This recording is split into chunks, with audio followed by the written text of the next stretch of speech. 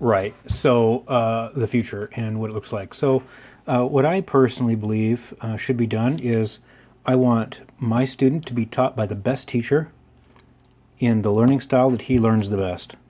I don't think that anybody would expect less than that for their own student or their own child.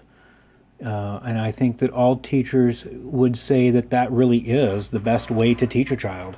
You take the best teacher in math who teaches,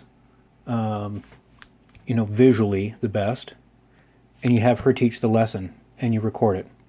And then you have a different teacher who teaches, best in social situations, and then you record that. And you have somebody else who teaches in a different style, do a recording and, in a with visual, and you record that. And in the beginning of the year, every student gets tested in every class. And okay, well, you know what? Math, I think more logically, and that's the way I learn the best. In social studies, maybe I learn a different way. But history, I learn verbally the best. And from there on out, all the courses that I take are already geared with the best teacher giving me the lesson in the best way that I know how to learn. I'm watching a video, so if I have questions, I hit the pause and I think about it, or I back it up, or maybe I've watched that part a couple of times and I can't quite get it. You know what? I can't quite get this. So in the middle of the lesson, after I've had them back it up 2 or 3 times to explain it to me again, over and over again, if I still can't get it, then I raise my hand. And the student aide, not the teacher's aide, the student aide, comes over to me and they say, hey, you're having a hard time with this, lesson, and they try to explain it. Maybe I understand it a little bit better, and so I listen to it again. Okay, now I kind of got the hang of it, and so now I'm moving on. Or maybe I don't get it, and they say, hey, you need some extra help here. There are 7 other versions of the same lesson. Okay, well, you know what? Verbally, this didn't quite do it for me, but you know what? Visually, I really understood it a lot better visually, because when I took my test, I scored high verbally, but visually I was pretty high too. And so in that particular course. And so I have options of a little bit different lesson from a little bit different teacher.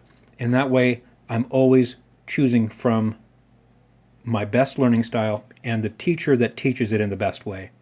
I have a person in the room that I can ask questions to if I get hung up. Obviously, the student aide that's in the room, has to be capable of assisting with those types of questions. You're not going to pay a student aide 40,000 a year, 75,000 a year.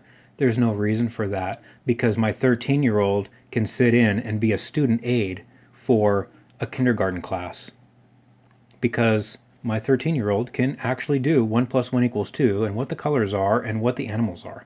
You get all the benefits that you would get from a regular teacher being in the classroom, where they can see a kid that comes in with a black eye every single day. Obviously, we're still going to have counselors. We're still going to have principals, because in between classes, you've got students in the hallways. Maybe they're not treating each other right. They got to go to the principal or the counselor and get straightened out. And, this particular thing doesn't work for everybody, and it doesn't work for every class. So, you're looking at what, a physical education class. You're not going to be able to get the exercise by watching a video. So you're still going to have to go to a physical class in certain cases. So some of these classes we're still going to have.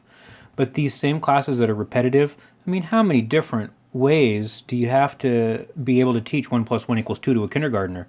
Why should I pay that teacher $70,000 a year because they took a master's degree class in 1 plus 1 equals 2 education? I can teach my kids, I did teach my kids 1 plus 1 equals 2 before they went to school. So there's no reason to pay a teacher an excessive amount of money for that. And it also cuts out so many of the different facets of issues between teachers and students. Well, she's got a favorite. Well, I can't be, in this group or that group, or, they don't teach me the way that, they're not very helpful. They don't teach me the way that I need to be taught. Or whenever I ask a question, I get in trouble because I'm interrupting the class. It takes care of all of those things. And it allows children to learn at their own speed.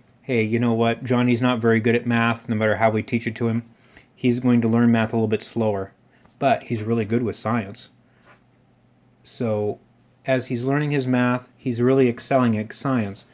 And I think anybody who learns in life as they go along realizes that, hey, the more I know about this, the easier it is to understand this, even though I'm not that familiar with it, even though I don't know that very well. And, you know, this is going to cause problems and big ripples, I have no doubt, in the teaching community.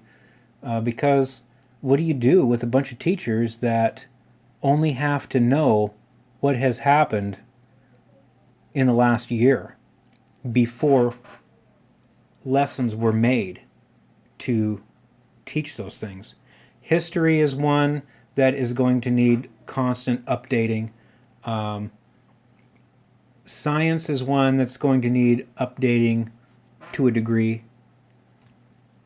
English, I mean, has past and present participles changed in the last 100 years? I don't think so. I just don't think so. You know, there's so many ways we can cut corners here and get a better education for less money. I just don't understand why we wouldn't do it, or why we wouldn't at least try it. You know, they've tried putting more money into it. They've tried having a teacher and a teacher's aide in a classroom.